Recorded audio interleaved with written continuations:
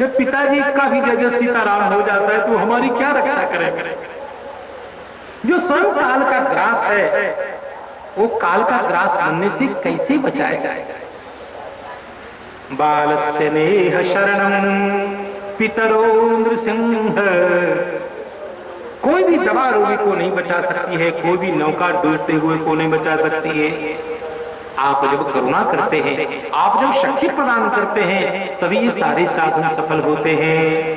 बहुत सुंदर स्तुति प्रहलाद जी महाराज ने की और अंत में भगवान प्रसन्न हो गए। भगवान ने कहा, प्रहलाद जी आप मुझसे वर मांग लीजिए। भगवान ने कहा, वर? मैं कोई बढ़िया हूं, मैं कोई व्यापार कर रहा हूं, आपकी भक्ति मैंने कोई वर मांगने के लिए की है? और मैं आपसे वर मांग लूंगा तो वैष्णव समाज में क्या मुंह दिखाऊंगा? वैष्णव लोग क्या कहेंगे कि भगवान की भक्ति करके इसने वरदान मांग लिया। जो भक्ति करके वर मांग लेते हैं वो आपके भक्त नहीं, वैश्य है, बनिया है। यस्त आशिष आशास्ते न सभृत्य सवै वनिक। नहीं भाई, सरकार आपने दास बना लिया, फिर आप मुझको डिग्रेड कर रहे हैं, मुझे नीचे वाला पोस्ट दे रहे हैं। मैं आपका दास और सेवक स्वामी के बीच में लेने देने का क्या मतलब? भगवान ने कहा, मेरी इच्छा है। जैसे बेटे को माँ देखती है तो माँ के मन में इच्छा होती है मैं अपने हाथ से बुआ को कुछ खिलाऊं, वैसे मेरी इच्छा है कि आप कुछ मांगे मैं दूं। भगवान ने कहा, मैं नहीं, मुझे भगवान ने कहा, मेरी इच्छा है, आपको भले कुछ नहीं चाहिए, मेरी इच्छा है कि आप कुछ मांगे तो मेरी इच्छा की पूर्ति भी नहीं करेंगे, मांगिए। जब भगवान ने बहुत डांट डपट की तब प्रहलाद जी ने कहा, हाँ एक बार मांगा, भगवान मेरे जीवन में कभी भी किसी प्रकार की कामना अंकुरित ही न हो। आपको दिए बिना मन यदि न माने तो मेरी हृदय से कामना को समूल बहा दीजिए, कभी मैं किसी से मांगने की कोई इच्छा ही न करूं। भगवान ने कहा, बेटा ये तो नहीं मांगने के जैसा है, ये तुमने क्या मांगा?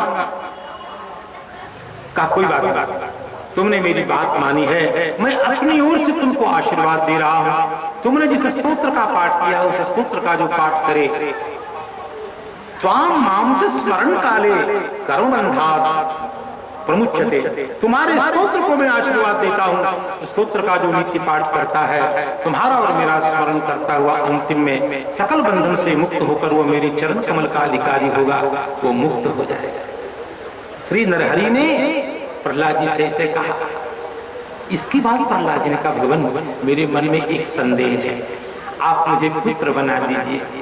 भगवान ने कहा, पुत्र बना दे, पुत्र नहीं हो क्या? कहा, नहीं सरकार, केवल माता पिता के यहाँ जन्म लेने से कोई पुत्र नहीं हो जाता। पुत्र कब होता है? पुण्णाम नरकात् त्रायते इति पुत्रः। पुत्र नाम के नरक से जो पुत्र धर्म निष्ठा के कारण अपने पिता का उद्धार करता है वो पुत्र कहलाता है। अरे भगवान की भक्ति करके जो पुत्र अपने माता पिता का उद्धार करता है भक्ति के बल पर, वही पुत्र है, और सब तो मूत्र के जैसा है। उसका क्या विचार है? तुलसीदास जी ने बड़ा सुंदर व्यंग किया है कवितावली में, जननी कत भार हुई 10 मास। जिसका बेटा भगवान का भक्त नहीं है, वो पत्थर को पेट में ढोने की क्या जरूरी थी? वो पत्थर का गोला, हे भगवान। ये गोस्वामी जी के शब्द है, मैं क्यों कहूं, मैं अपनी ओर से नहीं कहा। वो तो जननी वो 9 महीने तक पत्थर को ढो ढो करके, जननी जंतु भक्त जन, माँ यदि पुत्र उत्पन्न करे तो भक्त उत्पन्न करे, शूर उत्पन्न करे, ज्ञानी सन्यासी उत्पन्न करे, नहीं तो अपने रूप को बिगाड़ने की क्या जरूरत है? दिन ते खर शुकर स्वान भले, शुकर खर स्वान ही उनसे अच्छे हैं, वो कुछ बोलते नहीं। भक्त उत्पन्न प्रहलाद जी कहते, भगवान मुझे पुत्र बना दीजिए। बताइए मैं मेरे पिता का उद्धार होगा?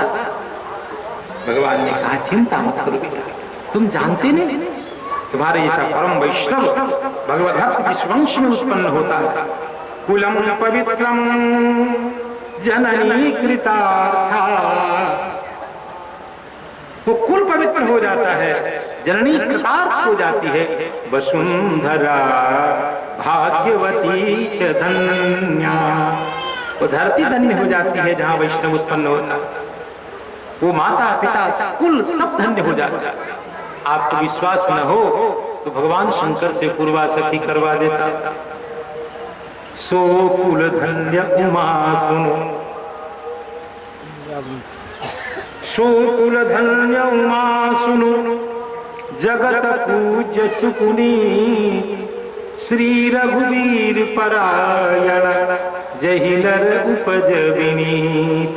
हे उमा, मैं उस कुल को धन्य मानता हूं जहां रघुवीर रघुनंदन के अनन्य भक्त बालक उत्पन्न होते हैं।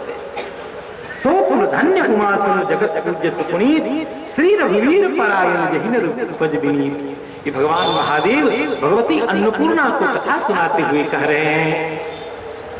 और भगवान ने कहा बेटा प्रहलाद, तुम्हारे जैसा वैष्णव जिस कुल में उत्पन्न होता है, त्रिशब्द पिता पूतः पितृभिः सहते नघ, यत् साधुष्य गृहे जातः भवान वै कुल पावनः। आप तो कुल को पवित्र कर रहे हैं। इतना कहने के बाद भगवान ने कहा प्रहलाद जी, अपने पिता का दाह संस्कार करिए। कुरुत्वम प्रेत कार्याणि, प्रहलाद जी ने कहा भी तो कहा था कि मेरे पिता का उद्धार हो जाएगा। भगवान ने कहा बेटा अब तुम जानते हो, मैं जानता हूं पिता का उद्धार हो जाएगा, संसार के लोग तो नहीं जानते। और तुम यदि अपने पिता का दाह संस्कार आदि नहीं करोगे तो लोग क्या सोचेंगे? जो वैष्णव होते वो शास्त्र वेद को मानते ही नहीं। ऐसा नहीं करो। वैष्णव होने का मतलब उच्छृंखल होना नहीं। वैष्णव होने का मतलब ये नहीं कि मनमाना करो। वैष्णव शास्त्र के नियंत्रण में जीता।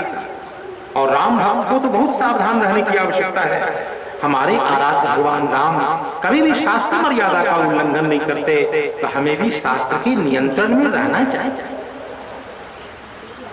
जो राम भक्त हैं वो एकदम इस बात को गांठ बांध कि एक भी कृत्य हमारा शास्त्र विरुद्ध नहीं होना चाहिए। जो भी वर्णाश्रम धर्म के नियम हैं सबका निष्ठापूर्वक परिपालन करना ही चाहिए। जो वैष्णव होकर के शास्त्र की मर्यादा में नहीं रहता, भगवान कहते हैं वो वैष्णव नहीं है, मेरा भक्त नहीं है। कहा क्यों? भगवान के वचन है श्रुति स्मृति ममैवाज्ञे, वेद और स्मृति मेरी आज्ञा है। और जो दो मेरी आज्ञा की उपेक्षा करता है, जो उल्लंघन करता है, आज्ञा छेदी मम द्वेषी, मेरी आज्ञा का छेदन करता है, मुझसे द्वेष करता है। न भक्तो न च वैष्णवः, न भक्त हो सकता है न वैष्णव हो सकता है। प्रहलाद जी, मैं जानता हूं आपके पिता का उद्धार होगा, लेकिन संसार के लोगों को बताने के लिए विधि का लोप कभी नहीं करना चाहिए। अंतिम श्वास तक शास्त्र की मर्यादा में रहना चाहिए। हम सब शास्त्र के नियंत्रण में। मनुष्य में और पशु में इतना ही अंतर है, पशु के लिए कोई शास्त्र नहीं, कोई नियम नहीं है, कोई मर्यादा नहीं है। हम सब शास्त्र के नियंत्रण में रहते हैं, इसलिए मनुष्य कहलाता है। और भगवान का आदेश हुआ, प्रहलाद जी महाराज ने पिता का और दैहिक संस्कार संपन्न किया और तब तक भगवान नरहरि बने रहे। अंतिम में कहा प्रहलाद जी, आपने कहा था ना कि संसार के सभी जीवों को आपका धाम प्राप्त हो। आपकी सही सही मन से इच्छा है कि संसार के सब लोग वैकुंठ जाएं? प्रहलाद जी ने कहा हाँ सरकार, मेरी यही इच्छा है कि संसार के जितने दुखी जीव हैं सब लोग आपके दिव्य धाम जाएं, सबको परम आनंद प्राप्त हो। तो मेरी एक बात मानिए, आप जैसा पुण्यात्मा राजा जब होगा तो आपका अनुगमन करने वाली जो प्रजा होगी वो भी धर्मात्मा होगी। तो धर्म का परिपालन होगा तो फिर सब धीरे धीरे भक्त होंगे, सब भगवत धाम के अधिकारी हो जाएंगे। तो मेरी इच्छा है आप बन जाइए राजा। प्रहलाद जी ने कहा भगवान इसी सिंहासन पर बैठकर मेरी पिता की बुद्धि कलुषित हो गई, कहीं मेरी भी हो जाए तो? कहा नहीं। भगवान गए नरहरि और जाकर उस सिंहासन पर बैठ गए। भगवान जो आसन पर विराजमान हो गए, कहा देखो प्रहलाद, अब ये प्रसाद, यह जो सिंहासन है मेरा प्रसाद हो गया, इसके सारे दुर्गुण नष्ट हो गए और मेरा प्रसाद समझ करके आप बैठे। और प्रहलाद जी मना कर ही रहे थे, तब तक नरहरि भगवान ने लपक करके गोद में उठा लिया और प्रहलाद जी को आसन पर बिठा दिया और श्रीखंड चंदन अपने हाथ से भगवान नरहरि ने प्रहलाद जी के भाल में अंकित कर दिया। शरीर वर्चस्व आयुष्यम आरोग्यम विधाक्षोमानम महीयते धनम धान्यम बहुपुत्र लाभम शतसंवत्सरम दीर्घमायु। ऐसा करके भगवान नरहरि ने प्रहलाद जी को आशीर्वाद दिया। बोलो प्रहलादपति भगवान की, श्री प्रहलाद जी महाराज की। श्री नाभास स्वामी जी कहते हैं ऐसे प्रहलाद जी जिन्होंने संसार के लोगों को बताया कि देखो हम लोग बहुत जल्दी दुख से घबरा जाते हैं, लेकिन प्रहलाद जी ने कभी भगवान से शिकायत नहीं की कि मेरे पिता ने मुझे ये यातना दी, ये यातना दी।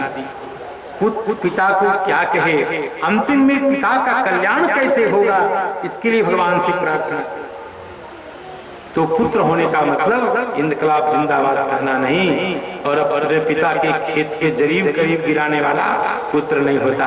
पिता का उद्धार हो, जैसे भगवान की भक्ति करो, पिता की सेवा करो, ये उपदेश इस कथा प्रसंग से आपको प्राप्त। शेष कथा को सुनने के लिए सीताराम सीताराम सीताराम